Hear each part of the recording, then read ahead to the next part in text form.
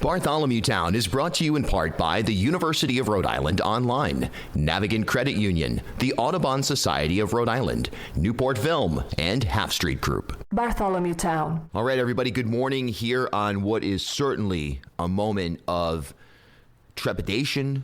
I mean, let's be honest about it. It's a moment of extreme concern, not only on an economic level, but just on a world stability level. And this is obviously a conversation that impacts Rhode Island. It impacts the entire globe. And we're waking up to what we anticipate will be, at minimum, a brutal day in terms of stock markets. We're already seeing that as we look around the world right now, taking a look at what's taken place in Asia and Europe. All of this, of course, in response, broadly speaking, to the Trump economic policies, specifically the tariffs, and what is, by all accounts, again, I'm certainly not a financial expert, but by all accounts, inclusive of expertise, inclusive of lay people who pay even a modicum of attention to this stuff, this is insane. And this is by design. And we'll get into where this goes and even how this impacts Rhode Island on a unique basis coming up in just a moment. But let's take a second here to regroup, recap, reset, and note a couple of things. Number one, what took place over the weekend, obviously the protests. Nationwide, here in Rhode Island, I've seen accounts that have said it was 8,000 people that turned up to march at the State House this past weekend here in Rhode Island. Up in Boston, huge numbers. New York, huge numbers. Around the country, again, huge numbers. So what does this mean? It means a lot of things. But more than anything, it means that people who are inclined to get involved in any kind of activism are actually getting involved, and then some. And they're bringing a friend, or they're bringing their neighbor or their work colleague or somebody who's in their orbit who maybe doesn't normally turn up for a protest or turn up for any kind of political activism. And they're now starting to get involved. The last time we saw this, June 2020, the initial, or the major protest that took place here in Rhode Island anyway, the major protest that took place in the wake of the murder of George Floyd, where we had 10,000 people at the State House. And here's the thing. Do Elon Musk, Donald Trump, or anybody in that orbit really care at all whether or not people turn up en masse at state capitals or other places around the country? The answer, of course, no, they don't. Because as I've said from day one, as we all know that if we're paying attention, these folks don't care about you at all. And for the MAGA voter that has made this calculation that, well, if we get Trump in there, he's going to stand up for the everyman. He's going to be the person that has our back on whether it's a blue collar level or even on a white collar level, because, hey, the U.S. is getting ripped off. So therefore, we better find a way really quickly to turn that ship around. The reality on the ground is nothing could be further from the truth. And just take a look right now in this moment of economic volatility. Do you really think that most of the people who are involved in the Trump world and in Trump's orbit are invested in the type of consumer-facing, be it stocks, 401k, whatever it is? Do you think that that's where their money is? Of course not. So you're looking at a situation where this is by design a moment to widen the gap between haves and have-nots in an unprecedented way, mind you. Right? And it's such a miscalculation economically that you almost wonder if, again, I'm going to use the word, if there's a level of insanity involved in this process, because what it's going to do clearly is it's going to sink so many aspects of consumer confidence and consumer purchasing power, right? And tie that into inflation, tie that into just a general sentiment right now here in the U.S. that things are out of reach. I mean, housing, we talk about this all the time. Obviously, just basic needs, goods and services seem to be out of reach for so many people. Never mind credit card debt, student debt. All of these things are going to compound, and you're going to get a moment of, let's use the word scared. People are going to be economically scared. And so this long-term goal that they say up in Trump world is going to be a short-term thing where all of a sudden, because we've got tariffs on, what they're calling reciprocal tariffs using a nonsensical calculation, all right, utter garbage, all of a sudden we're going to start smelting aluminum in Woonsocket next week. I mean, folks, even if they were able to expedite the installation of these kinds of plants, we know that we're heading to an entirely, I mean, China is already at a place where, we're already in a place where robotics have dominated our manufacturing. But in China, at least they're compensating for that with some level of quote unquote care for the population, knowing full well that manufacturing is automated. And what we see here, and in terms of the people turning up to protest this past weekend, it's an old school approach, right? That is both, it's effective in a couple of ways, right? It's effective on the level of individuals and groups of people feeling good about the fact that they're doing something. I know that as someone who loves these environments. You feel good. You feel like at least, hey, geez, rather than sitting at home or just tuning out the world, I'm out there doing something. And you should feel good about it because you actually are taking that necessary step. But it's really, at the end of the day, in terms of having an impact, in terms of making, let's say, making those people who are in power want to change the direction they're going, that's not going to do anything, right? So it does seem hopeless. I'm going to give you some insight, though, into something that I've seen over the last couple of weeks that is the opposite of hopelessness, and that has been incredibly inspiring and empowering to me. And that is the youth. Gen Alpha, young Gen Z. I've seen a couple of things that have just made me go, wow. This is the level that significant change is going to take place at and needs to take place at. And so what is that? Well, it's really come from me, from the art space. Got the Loft here, Elmwood Loft, my venue in Providence. And we had a show last weekend, a benefit show where it was a way to raise money for a family in Gaza. And it was basically youth-led. I mean, it was not basically, it was totally youth-led. I mean, and I say youth as in, I don't know, 16 to 21, something like that. And we had acts here from all over the region, young acts, and I performed as well. I mean, I guess I'm still a young act, but I'm not certainly not 16 years old. These kids, what they brought to the table in terms of their art, in terms of their conversation, in terms of their sobriety and their reflectiveness on the state of the world, they're so far beyond worrying about Donald Trump or, for that matter, Joe Biden or Pete Buttigieg or whoever. It's almost like they understand that the world it's not necessarily ending, but the world that we currently know it's unsalvageable. So therefore, the next logical step is to just blow past this moment and start to live in the mindset of what comes next. I saw this at MIT this weekend as well. I was up for a great interpretive dance kind of abstract performance called Volta. Amazing, youth-led, undergrad type program. Same energy.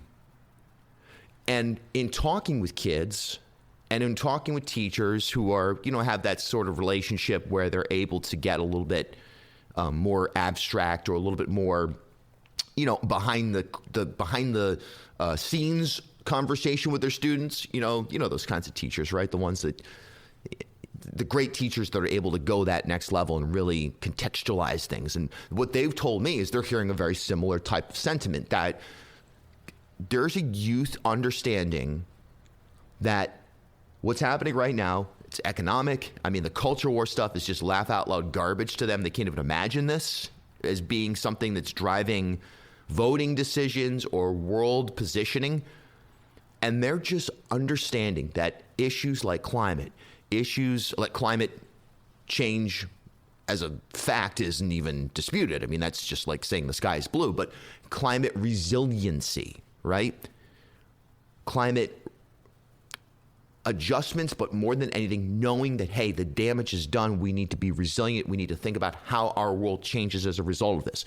Economic, you want to call it collapse, we'll see what happens. I think there's going to be a bounce back. Again, layperson speaking with friends of mine who do have expertise in this over the weekend. I think there's going to be some measurable and appreciable recovery. I think eventually Trump's going to realize this bloodbath has to stop. He's going to implement the tariffs, maybe pull them back, maybe pause them before full implementation. We'll see, allow for him to, quote unquote, make deals with these countries in this nonsensical paradigm that we're getting ripped off. I mean, all that nonsense. But in any case, it shows a volatility and it shows an unpredictability, which are basically the same thing, but it shows an instability with the current economic system. Now, what does that mean? You replace it with a worldwide pan-socialistic movement?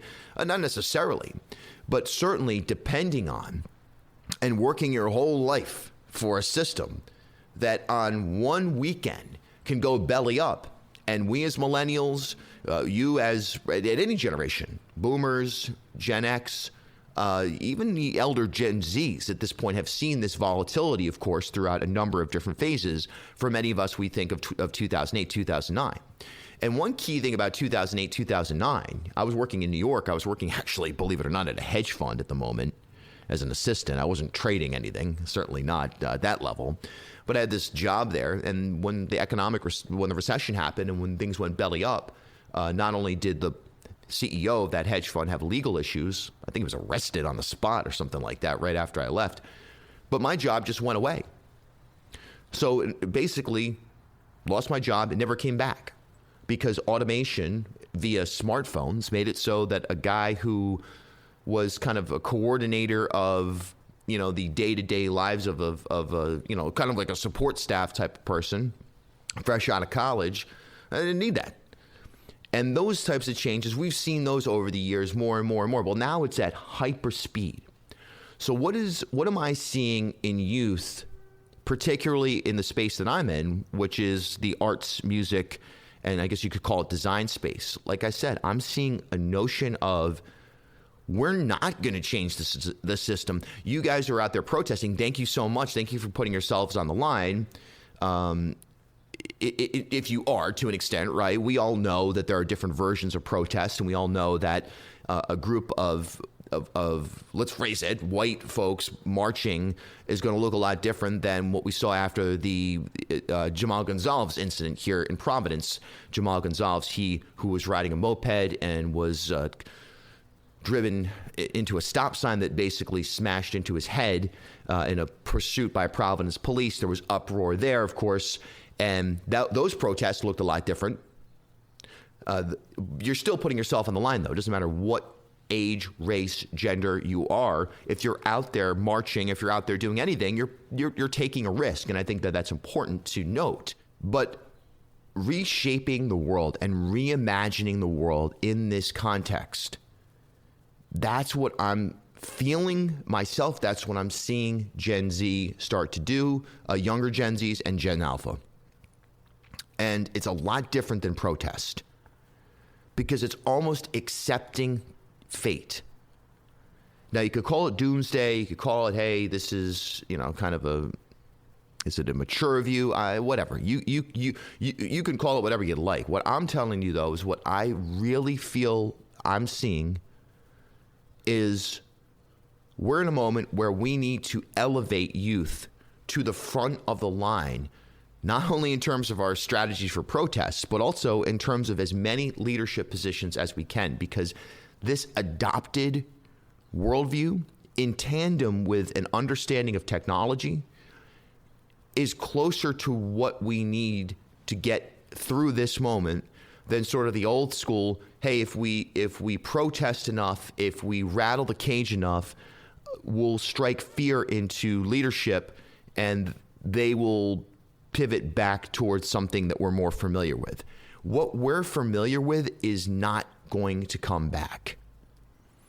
And a recognition on a global level, and this is for you, Trump supporters, or anybody who is inclined to think that what's happening right now with these economic situations is appropriate or is in any way, shape, or form like a good thing. What we need to understand is that the best example is the Chinese car manufacturers. When I'm in Brazil or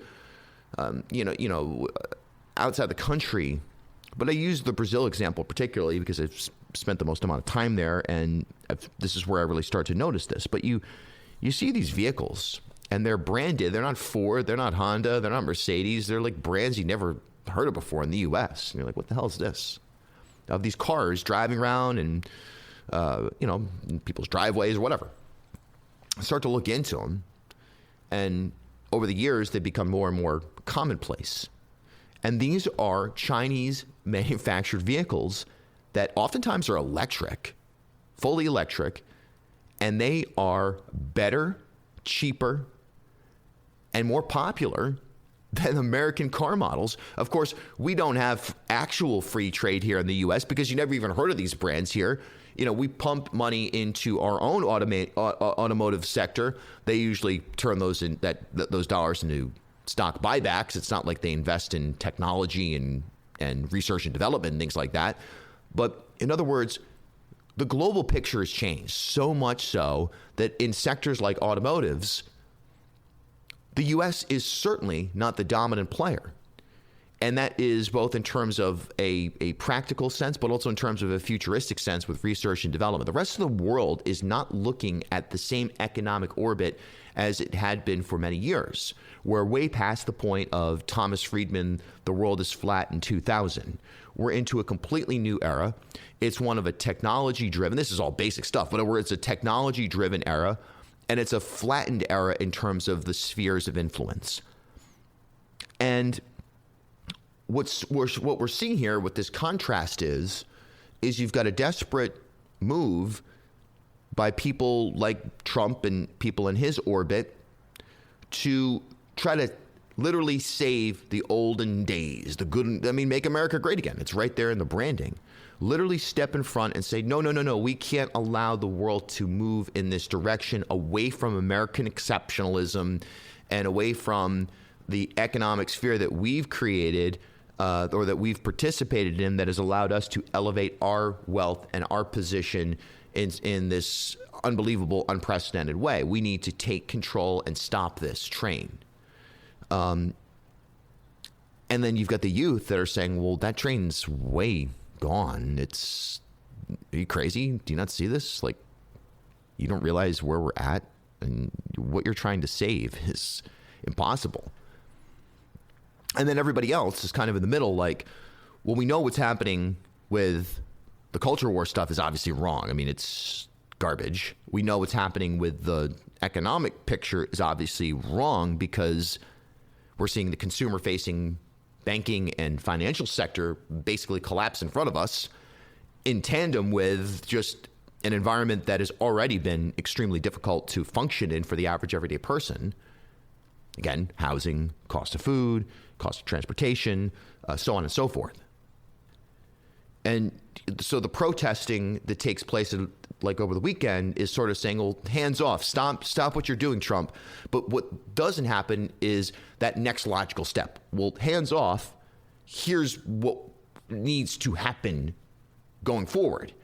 And what needs to happen is not a return to January 19th, 2025, prior to the inauguration of Trump 2, but it actually needs to be moving deeply forward, or at least acknowledging the global contemporary moment. And the only place I'm seeing that, and again, it's casual. It's not like people are standing up and saying, here's my speech about what needs to happen. It's just by action. It's just by action. It's just by conversation. It's just by approach. Youth-led journalism right now is completely different than even Gen Z journalism in terms of what they're covering, what they're focused on. Music is reflective of a completely different level of consciousness than I've seen in many, many years at the indie music level. And that's the missing piece. It's not hands off. Hey, we want to go back to whatever it was prior to Trump taking over. It's hands off. We need to hand over control to the mindset and perhaps even the individuals that represent youth right now, because that's the sector and that's the space and that's the group of people that, at least in our country, seem to understand the reality of the world as currently constituted. And that's not to say that everybody who's older than 21 should have no stake or no place in shaping the world. That's not what I'm saying at all. But I'm just simply trying to note that there are distinct differences in terms of outcomes here that we can have. So how does this impact Rhode Island? Well, it impacts Rhode Island the same way as everywhere.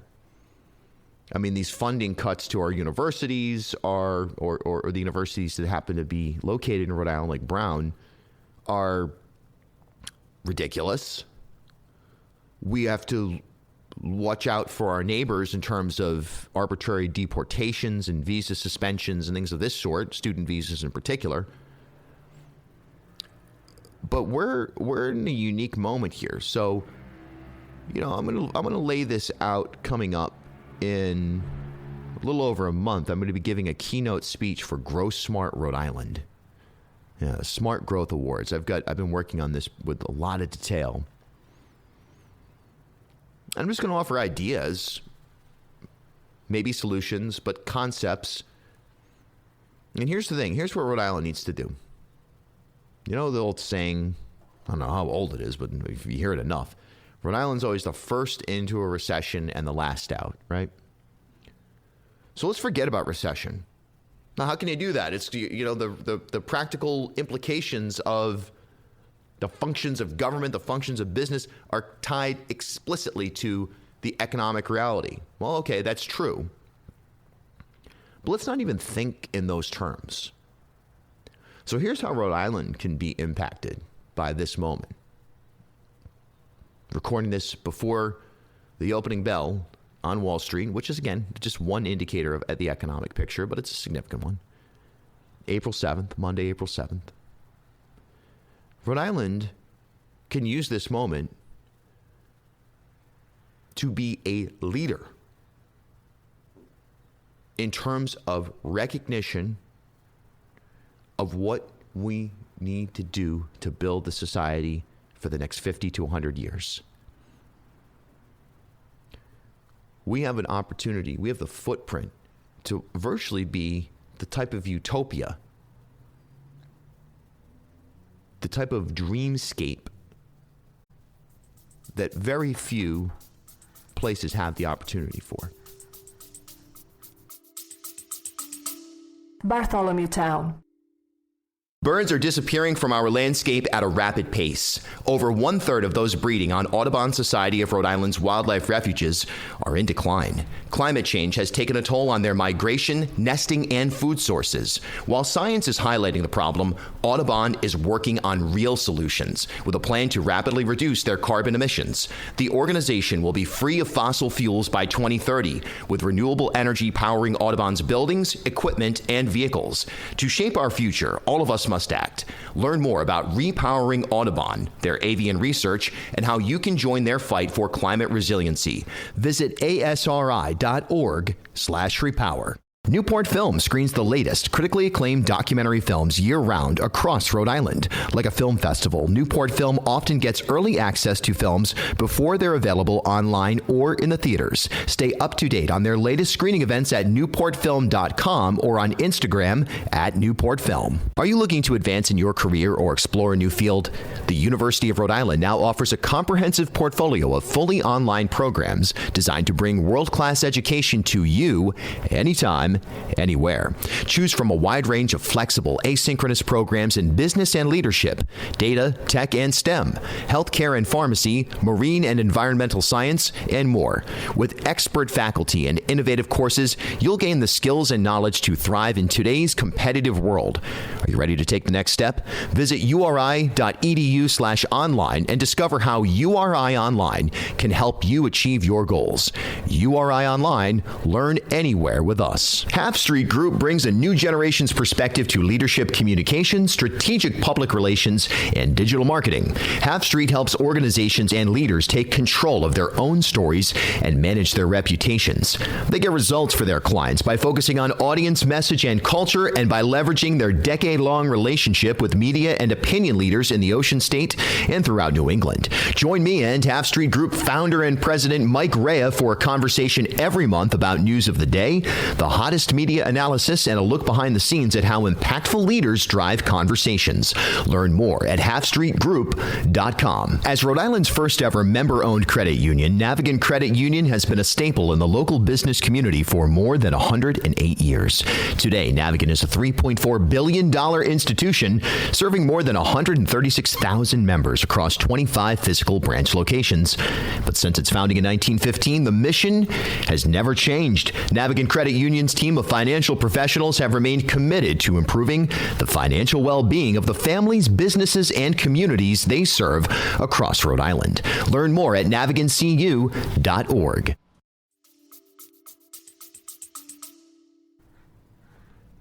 And I would argue that if we actually empower the right people, the right youth leaders, the right veteran leaders, senior leaders, and that includes elected politics, that includes unelected activism, that includes the art space, the design space, our science community, obviously our meds, neds, that includes business, that includes you out there. You know, it's a chance for Rhode Island to shake things up and rebrand and rebuild coming out of this moment, not as the anti-Trump, not as the anti-MAGA, way beyond that, as the anti-everything. We were founded, well, in our colonizer era, we were founded on at least a notion of religious freedom and a little bit of a punk rock flavor, right? When it comes to climate resiliency, when it comes to, again, we're not going to turn this into an anarcho-syndicalism moment overnight. But when it comes to things like community gardens, when it comes to things like how we fund our schools, what we teach in our schools, and how we go about it, how we empower teachers, right? When it comes to things as basic as our infrastructure, as basic as our transit, clean, healthy, utopian living. I'm not saying we're going to get there. You know, Governor McKee talks about the 2030 plan. Let's talk about the 2080 plan. Assuming that we don't end up in nuclear annihilation before then, which is a distinct possibility. You hate to say it. But assuming we're not there,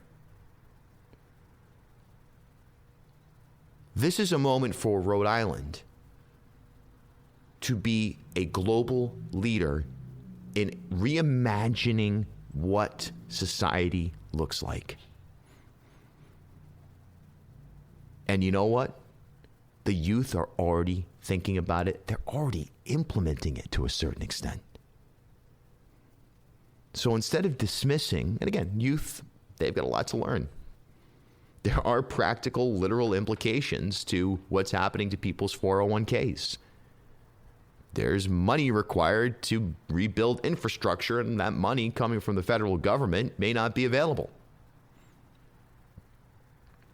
But the flavor right now should be, hey, hands off. Yes, good to see everyone protesting. Fantastic day, great energy, cool signs. Donald Trump doesn't care at all about it. He won't care at all about anything. But it's still good you're out there.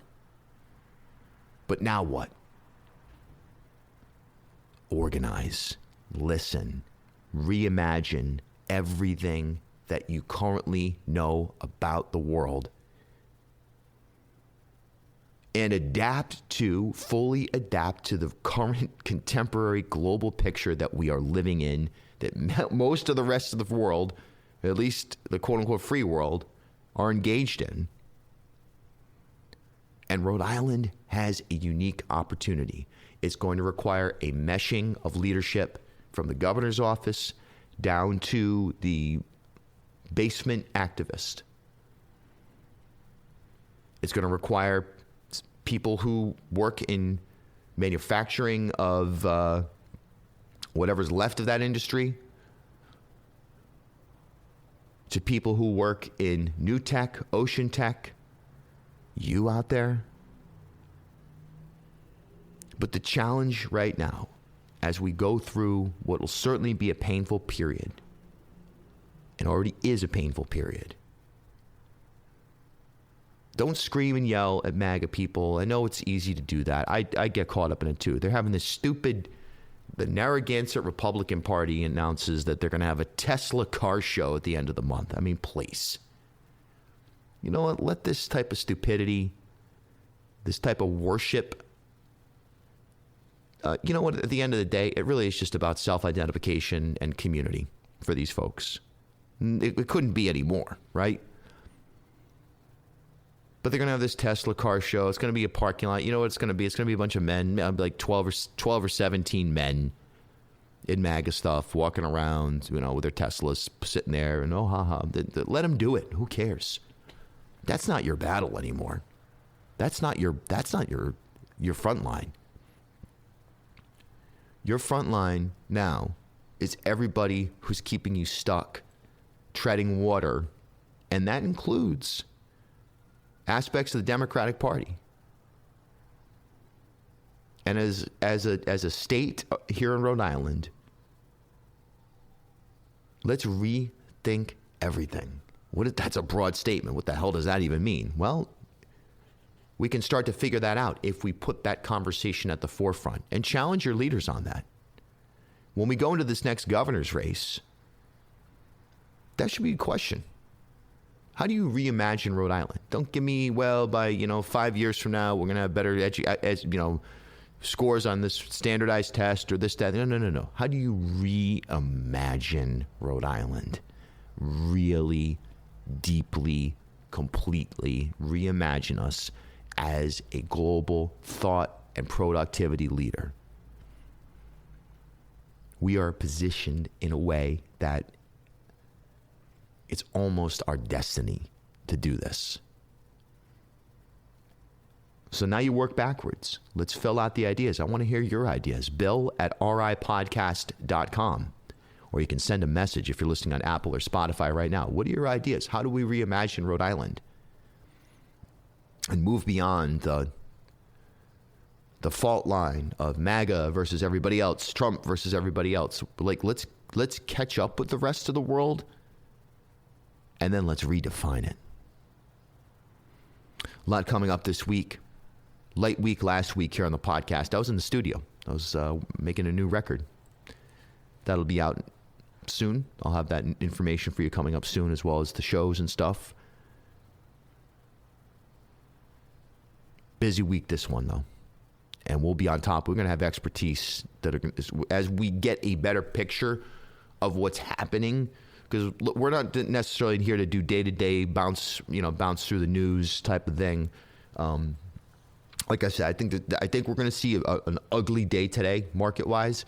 But I do think it will also shift for us in a way that it won't necessarily be. I think Trump knows that he's got to figure something out, or his part of his core base isn't going to accept it. And that's going to be problematic for him in terms of dissenters within the Senate in particular, but also the House. We'll keep an eye on it. We'll keep an eye locally as well. Plenty going on. Let's reimagine this place, right? Use this as a moment here. I mean, it's not working. It's not. The system is not working, period. Got to be done. It's got to be changed. It's got to be done now. And we've got tools and keys, ledgers, right here in Rhode Island to figure out how to move forward. So let's do it. All right, everybody, hang in there. We're together in this. Hey, thanks for stopping by Bartholomew Town. For more content, follow me on Instagram @BillBartholomew.